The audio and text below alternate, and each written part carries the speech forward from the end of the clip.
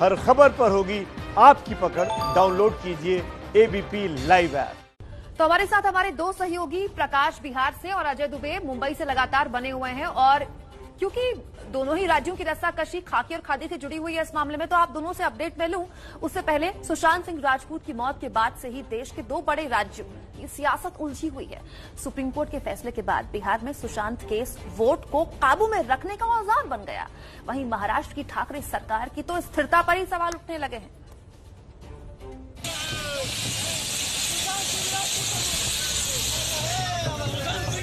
Sushant Singh Rajput case में CBI जांच पर फैसला आया तो बिहार से लेकर महाराष्ट्र तक राजनीति तेज हो गई। बिहार में जहां हर राजनीतिक पार्टी के बीच फैसले का क्रेडिट लेने की होड़ लग गई, वहीं महाराष्ट्र की उद्धव सरकार पर सवाल उठने लगे। सबसे पहले बात बिहार की, जहां चुनाव से पहले सुशांत सिंह राजपूत की मौत बड़ा मुद्दा बन गई है। हर पार्टी खुद को सुशांत का हमदर्द बता रही है और सुप्रीम कोर्ट ने सीबीआई जांच का फैसला दिया तो इसका श्रेय वो खुद लेना चाहती है। सबसे पहली मांग जो है सीबीआई जांच को लेकर के राष्ट्रीय जनता दल और हम लोगों ने की थी। 30 जून को जब शेखर सुमन आए थे पटना, तो हम लोगों ने बकायदा प्रेस कॉन्फ्रेंस करके जो है सीबीआई जांच की मांग की थी।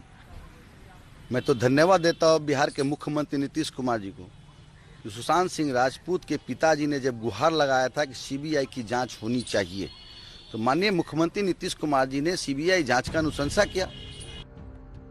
कुछ महीने बाद ही बिहार में चुनाव होने हैं। यही वजह है कि सुशांत की मौत के बाद से ही बिहार के हर पार्टी को इसमें साजिश दिखने लगी थी। जब सीबीआई जांच का फैसला आया तो लोक जनशक्ति पार्टी के कार्यकर्ता तो सड़कों पर उतरकर जश्न मनाने लगे। न सिर्फ सच्चाई सामने आएगी बल्कि वो नाम भी सामने आएंगे जिन्होंने कहीं न कहीं इस केस को भटकाने का प्रयास किया, इस केस की दिशा मोड़ने का प्रयास किया। उम्मीद करता हूं कि परिवार को भी इस आदेश से सुकून मिला होगा और अब सच्चाई जल्द से जल्द सामने आएगी। जिस मांग को हम लोग लगातार कर रहे थे वो आज सुप्रीम कोर्ट के माध्यम से पूरा हुआ। सुप्रीम कोर्ट को हृदय से हम धन्यवाद देते हैं, आभार प्रकट करते हैं। बिहार में सुशांत जहां चुनावी मुद्दा बने हुए हैं, वहीं महाराष्ट्र में महाअघाड़ी सरकार के लिए मुसीबत। सीबीआई जांच के फैसले का विरोध करने वाली उद्धव सरकार पर साजिश के आरोप लग रहे हैं। गृह मंत्री अनिल देशमुख का इस्तीफा मांगा जा रहा है। आप लोग को मालूम है सरकार में से कोई मंत्री इसमें इन्वॉल्व है, इसलिए बचा रहे।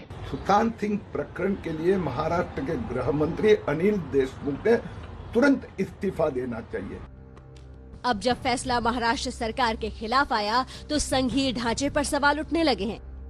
सभी को बताया कि परम पूज्य डॉक्टर बाबा साहब आम्बेडकर, इनका जो संविधान है उसमें फेडरल स्ट्रक्चर के बारे में जो कॉन्सेप्ट है या संघ राज्य के बारे में जो कॉन्सेप्ट है, उसके बारे में जो कॉन्स्टिट्यूशनल एक्सपर्ट है या बड़े बड़े जो थिंकर्स है, उन्होंने इसके बारे में आगे चल के विचार मंथन करने की जरूरत है। देखिए, हमारे पार्टी का उसमें कोई राजनीतिक या व्यक्तिगत क्या प्रॉफिट एंड लॉस का कोई सवाल नहीं है, क्योंकि हमारे घर की बात नहीं है। महाराष्ट्र का हर परिवार सुरक्षित रहना चाहिए। सीबीआई जांच का फैसला तो पहला कदम है।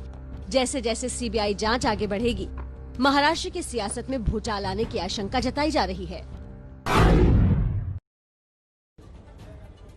इस पूरी घटनाक्रम पर हमारे साथ प्रकाश कुमार पटना से और अजय दुबे मुंबई से जुड़े हुए हैं। सीधे बिहार संपादक प्रकाश कुमार के पास चलते हैं। प्रकाश, कल हमने देखा जब फैसला आया तो कुछ पार्टियों ने जश्न मनाया, कुछ पार्टियों ने पटाखे फोड़े, और जिस घर का बेटा गुजर जाए उसको न्याय दिलाने की लड़ाई चल रही हो, वहां पर पटाखे फोड़े जाएं। यही सवाल पैदा करता है कि क्या ये सियासी रंग नहीं दिया जा रहा है इसको, इसकी मौत का सियासी फायदा उठाने की कोशिश नहीं की जा रही, इसलिए पटाखे फोड़े जा रहे हैं।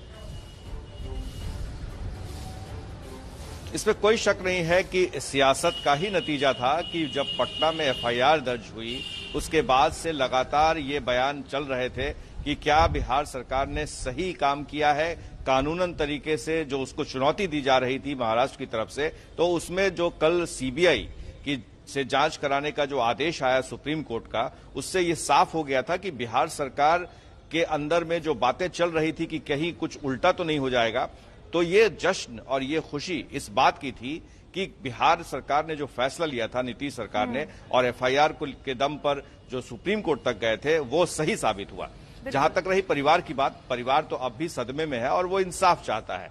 उसके मन में ये बात है कि सीबीआई अगर जांच करती है तो ये साफ पता चल पाए कि इसके पीछे हत्या या हत्या की साजिश थी, अगर खुदकुशी है तो उसमें उसको ज्यादा सुकून महसूस होगा, चाहे जांच एजेंसी कोई भी हो, क्योंकि परिवार वाले आखिरी दिन पर उन्होंने सीबीआई को जांच देने की बात कही थी, तब जाकर के ये हुआ था।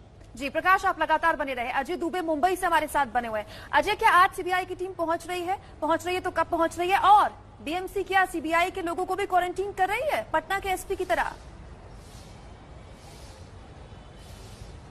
जी, निश्चित तौर पर सीबीआई की टीम को पहुंचने का ही इंतजार है। जो एसआईटी 3 लोगों की गठित की गई है, स्पष्ट अभी इस विषय में कुछ हो नहीं पाया है, लेकिन जो सीबीआई की स्थानीय टीम है, बीकेसी में जो हेडक्वार्टर है सीबीआई का, वहां पर जैसा कि कल बताया गया था कि कोरोना की जांच तमाम जो यहाँ पर कर्मी रहते हैं उनकी की गई है। तो ये अभी स्पष्ट नहीं है कि सीबीआई की टीम यहाँ पहुंचेगी कब तक और समय को लेकर स्पष्टता नहीं है। पर एक जो मुख्य बात है, मुंबई की मेयर किशोरी पेडनेकर ने कल एबीपी न्यूज से बात करते हुए कहा कि जो एसओपी के नियम है उन नियमों को फॉलो करना पड़ेगा, किसी को छूट नहीं मिलेगी, और एसओपी के नियमों के तहत जो मुंबई आएगा 14 दिन के लिए क्वारंटीन होना पड़ेगा। इस बारे में बाद में जब हमने म्युनिसिपल कमिश्नर से बात की तो उन्होंने बोला कि सीबीआई की टीम पहले अगर परमिशन ले लेती है तो ठीक है, वरना 7 दिन का उनका वापसी का अगर प्लान होगा तो उन्हें काम करने से नहीं रोका जाएगा। तो ये यथास्थिति बनी हुई है बीएमसी को लेकर। पूरा जो बीएमसी का आइडिया क्वारंटीन करने का, जो विनय तिवारी को स्टेप था, इसलिए क्वारंटीन किया गया। चलिए, बहुत बहुत धन्यवाद अजय दुबे आपका। प्रकाश कुमार पटना से दोनों बता रहे हैं कि किस तरह से सियासी रंग चढ़ा हुआ है इस पूरी जांच। बिल्कुल, और इस पूरी खबर पर लगातार देश भर में गतिविधियां आती रहेंगी, आपको हर अपडेट एबीपी न्यूज पर मिलती रहेगी।